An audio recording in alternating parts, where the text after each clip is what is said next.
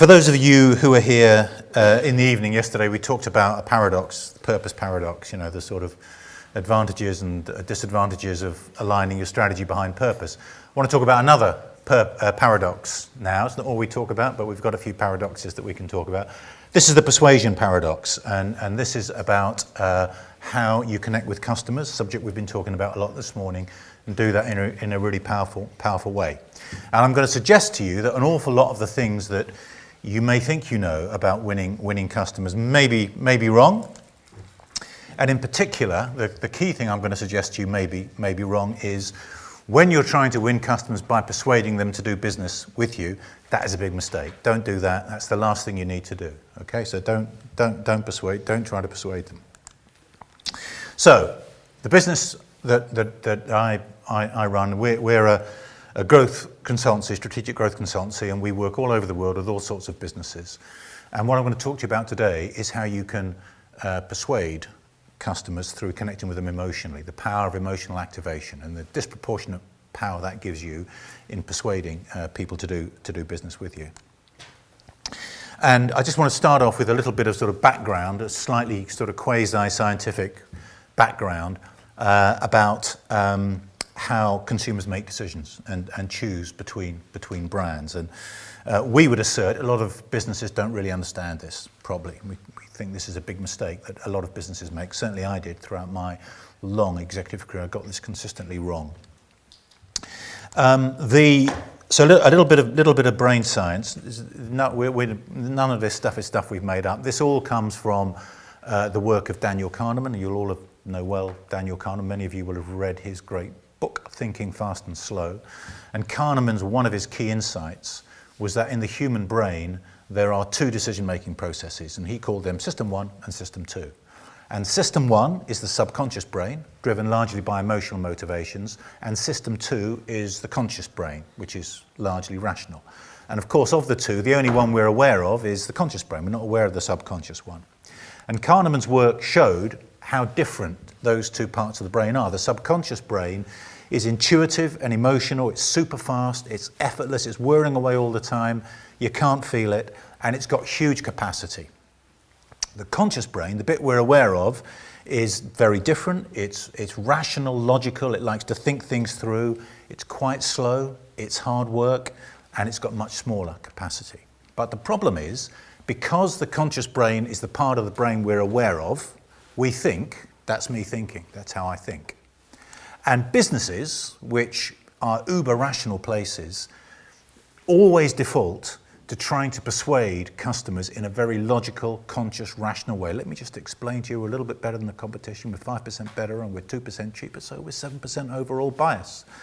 And Kahneman showed that is almost completely wrong. That's not how humans make decisions at all in any area of our lives. Almost all human decisions are taken by your subconscious brain, what Kahneman called System 1, for predominantly emotional reasons.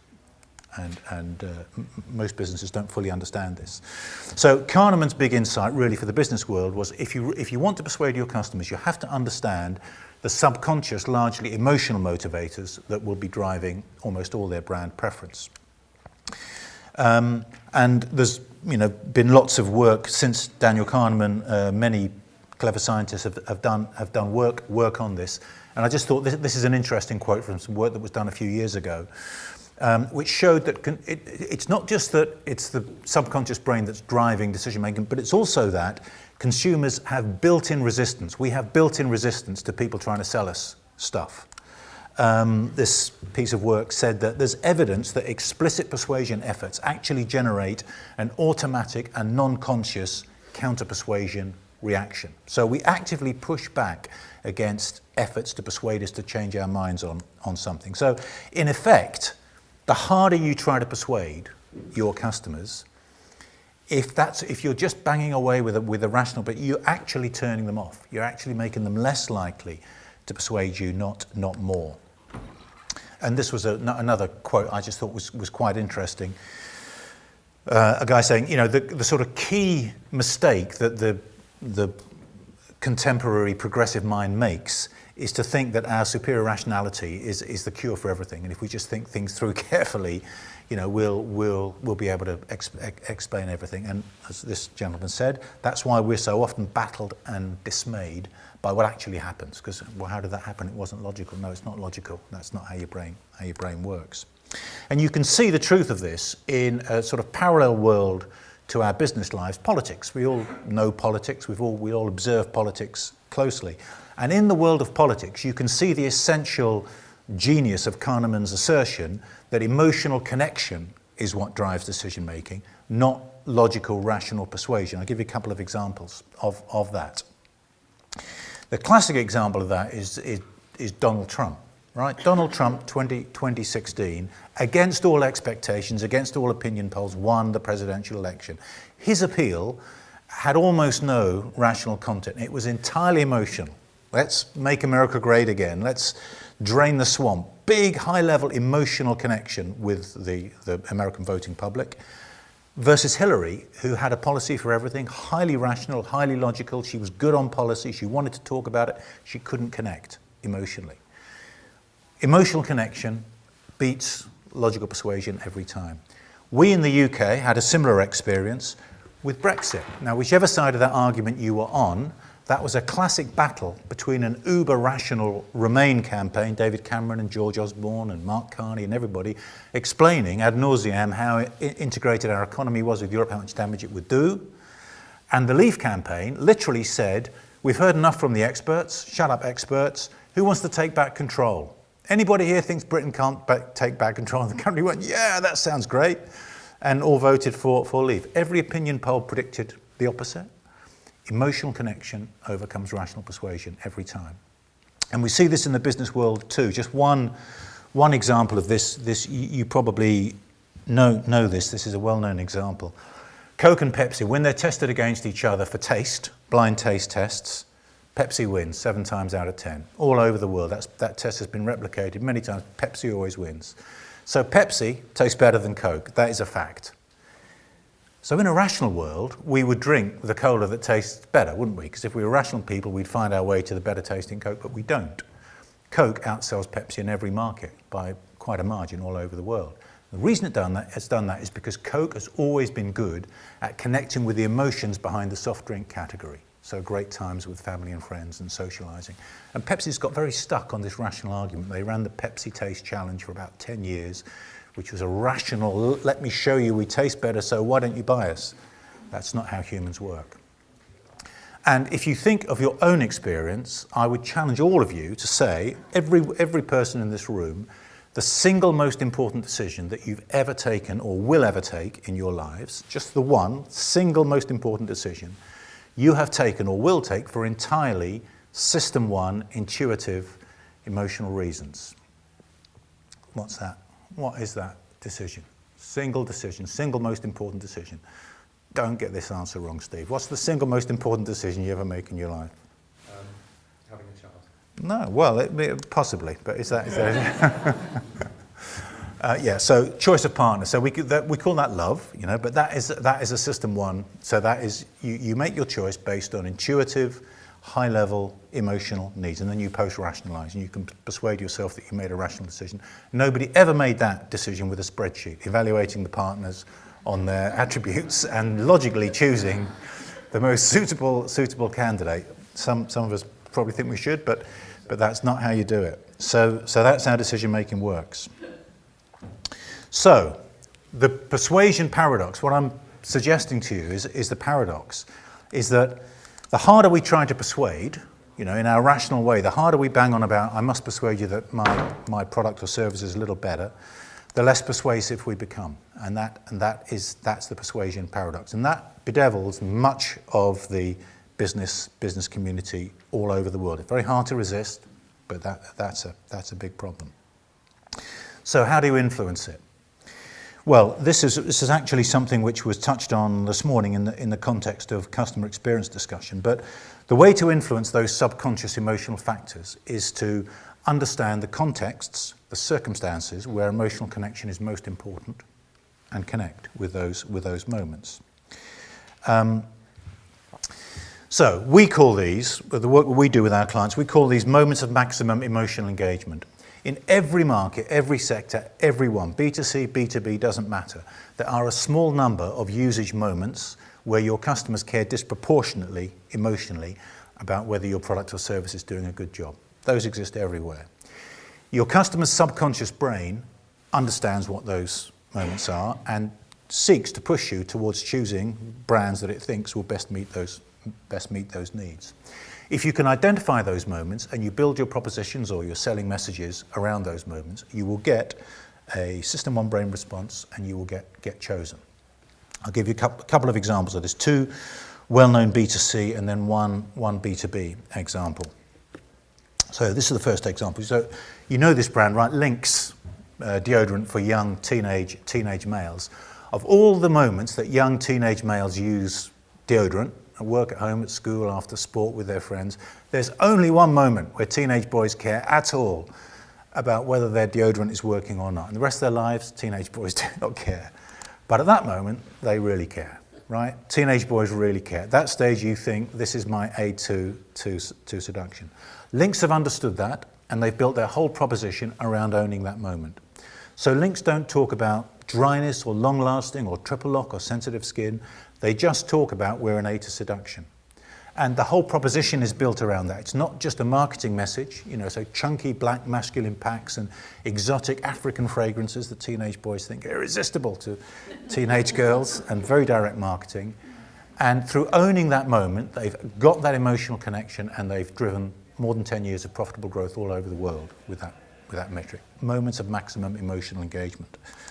Second example, this is, again, very, very well-known brand, Premier Inns. Premier Inns are seeking to target primarily business travellers, staying for one night, typically, and then going off the next day to a meeting. Premier Inns have understood the only moment that those guests care about is waking in the morning, refreshed and ready to go to their meeting. When you stay at a Premier Inn, you are not there for a holiday or a luxury, but you're there for a purpose.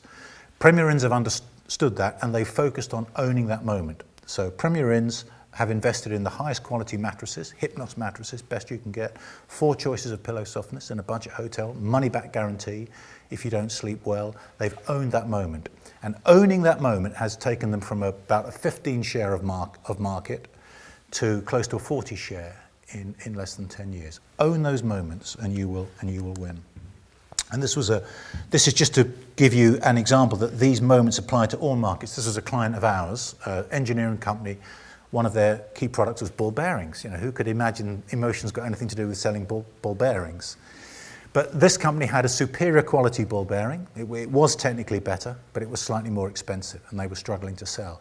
And using these techniques, we got them to understand that even in their market, for the people buying their ball bearings, who were factory managers, really, there was a moment they cared disproportionately about whether they bought the right ball bearing or not. And that moment was, if you bought a cheap ball bearing and it broke, then the line goes down. And if the line goes down and you're the factory manager, that's a highly embarrassing moment. You've got to phone the boss and explain. So you really want to avoid it. So identifying that moment enabled this business to change the way they talked about their product from, we have a technically superior ball bearing, let me explain to you why it's better. It's a little bit more expensive, but it's worth it. To a pitch that was around saying, we know that you want to avoid this. We know this is the thing you really want not to happen. We can help you. Would you like me to explain how we can help you to avoid that moment? So this is an ineffable formula for growth. This is how human brains work. If you can understand the emotions driving choice in your category, you can identify those moments when the emotions are felt most powerfully, and you can build and bring to market propositions that connect with those moments, you'll get what the neuroscientists call an autopilot reaction in the brain of your customers, and they will be drawn to choose you. So don't persuade, engage. That's what I'm saying. Rational persuasion. Think about it as it's useful as a second-order reinforcement of an emotionally driven preference, but you need to get that emotional preference first. A way to think about it is if you don't have an emotional connection, the subconscious brain of your customers will close down and reject you. If you can establish emotional connection, the barrier goes up, and we talk about you have permission to sell. And if you don't get that permission to sell, you won't be listened to. If you get it, your customers will lean forward and they will want to listen to what you say. So how do you go about building that understanding? It is difficult because these are subconscious motivations. It's not easy to understand them, but there are ways to do it. Conventional research, the research tools that most businesses use, were developed before Daniel Kahneman's work, and so were designed to connect with the conscious part of the brain. Since Kahneman, new types of research technology have evolved. The category name for them is implicit research, and they can connect with the subconscious part of the brain. And businesses are beginning to use them, but not using these tools nearly as much as they should. A way to think about it is conventional research will tell you what your customers do, but if you want to know why they do it, you must use these implicit tools. Otherwise, you're guessing. Sometimes you'll guess right, but sometimes you'll guess wrong. The way that these tools work, very simply, are respondents to surveys are asked to make simple, choice-based decisions under time pressure. And if I ask you to do something very quickly, your conscious brain can't work very quickly, so you flip to your subconscious brain. You don't realize you're doing it, but we all do it 1,000 times a day. It's how we navigate the complexity of our lives. We've evolved to do that. The tools that we use can measure response times down to about 1/8 of a second or even less, and so we can differentiate the very fast responses that come from your subconscious brain with the slower responses from your conscious brain. So we can wait out the responses that are not the decision-making responses. And typically these, I mean, there are lots of variants of this. I'm just trying to bring it to life a little bit. Typically, respondents will be responding to screens a bit like this, making simple choice-based decisions. When you feel most satisfied about category X, how do you feel? And depending upon what's chosen, the speed of response, the order of choice, we can start to build very detailed understanding of the subconscious drivers of decision-making.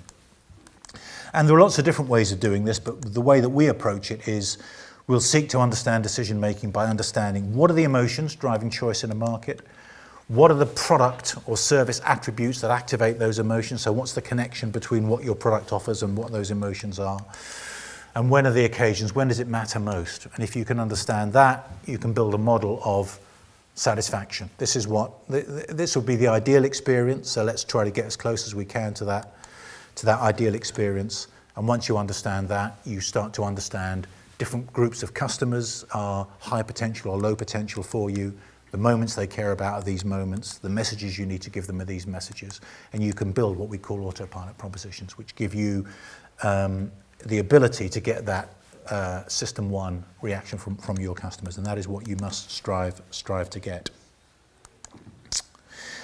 I'll just give you a couple of examples, just to show you a couple of very quick case study examples from the work that we've done, just to show you the very significant impact that you can have if you can get to understand these pieces, and then I'll leave you with a few summary thoughts and take any questions. But these are just a couple of examples of the power of identifying these moments and connecting with them. So this was a client of ours. It was a consumer product, dairy company, selling butter was the product we were looking at. And the moment of maximum emotional engagement for butter, right? Butter's a really commoditized product. So is there really emotion associated with that? Well, yes, there is. If you understand the role of butter in the lives of the mothers who are using it, is food is often used by mothers and fathers to connect with their children at moments when they really want to have a connection with them, either when they're upset or when they're seeking to create a sort of a joyful moment. That's when they really care. And if you can show them that your product will enhance that moment, you will get that system one connection. So we identified these moments of intimate connection between mother and child, using food as a bridge to facilitate those interactions. Incredibly emotionally important for mothers. We had one scenario in particular which emerged, which was really powerful, which was getting mothers to think about a situation where their teenage child was unhappy and unresponsive, and they desperately wanted to comfort them but couldn't connect with them. They used food to bridge that situation and get them to connect. It's incredibly emotionally important. And if you can present your product in the context of that moment, it transforms the way that people will think about it. And that insight and the helping them to develop propositions based upon that insight almost tripled purchase intent. Nothing else changed. Just understanding how to connect with that moment almost tripled purchase intent. They took that proposition to market off a flat base and drove sales 20% year on year. Nothing else changed. Just understanding, present your product in the context of that moment, get your customers to intuitively feel this helps me satisfy a higher level need, and you get huge results.